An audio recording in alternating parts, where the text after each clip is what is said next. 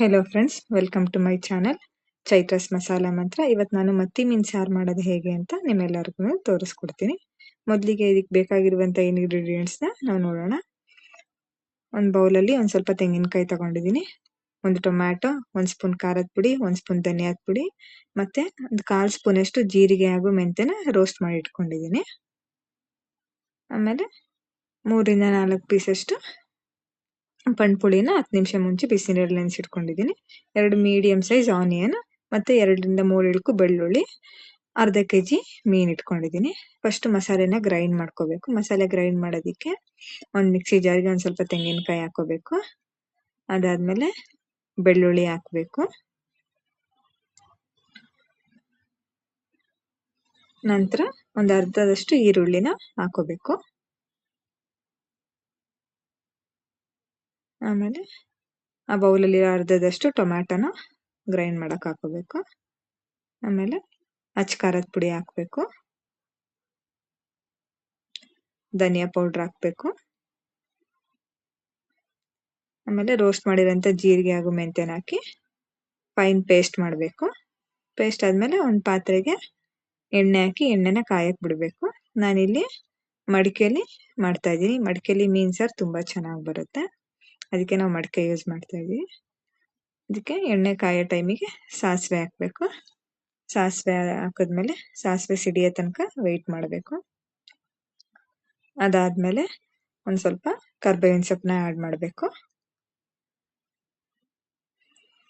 ಈಗ ಇದಕ್ಕೆ ಬಾಕಿ ಇರುವಂಥ ಈರುಳ್ಳಿನ ಆ್ಯಡ್ ಮಾಡಬೇಕು. ಈರುಳ್ಳಿ ಆ್ಯಡ್ ಮಾಡಿ ಅದು ಗೋಲ್ಡನ್ ಬ್ರೌನ್ ಬರೋ ತನಕ ಅದನ್ನ ಚೆನ್ನಾಗಿ ಫ್ರೈ ಮಾಡ್ಕೋಬೇಕು.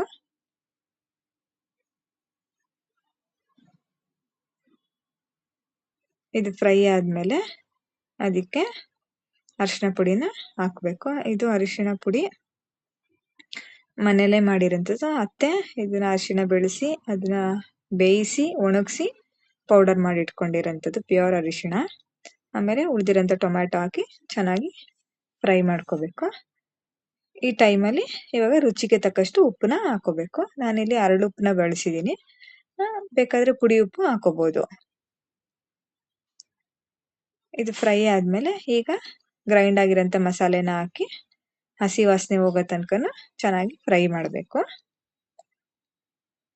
ಇದು ಫ್ರೈ ಆದಮೇಲೆ ಇದಕ್ಕೆ ನೀರು ಹಾಕಬೇಕು. ನೀರು ಹಾಕಿ ಸಾರಿನ ಕನ್ಸಿಸ್ಟೆನ್ಸಿ ಮಾಡ್ಕೋಬೇಕು.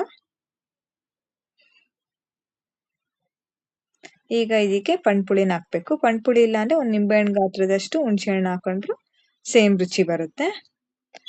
ಈಗ ಸಾರು ಕುದೀತಾ ಇದೆ. ಈ ಟೈಮಲ್ಲಿ ಅದಕ್ಕೆ ನಾವು ಮೀನನ್ನ ಆ್ಯಡ್ ಮಾಡಬೇಕು.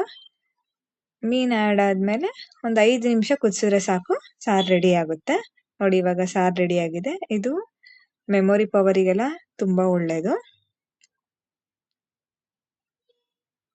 ಹೆಲ್ತ್ಗೆ ತುಂಬ ಹೆಲ್ತ್ ಬೆನಿಫಿಟ್ಸ್ ಇದೆ ಇದರಿಂದ.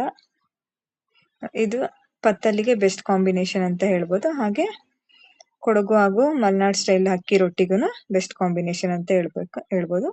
ನನ್ನ ಪೇಜ್ನ ಫಾಲೋ ಮಾಡಿ. Thank you.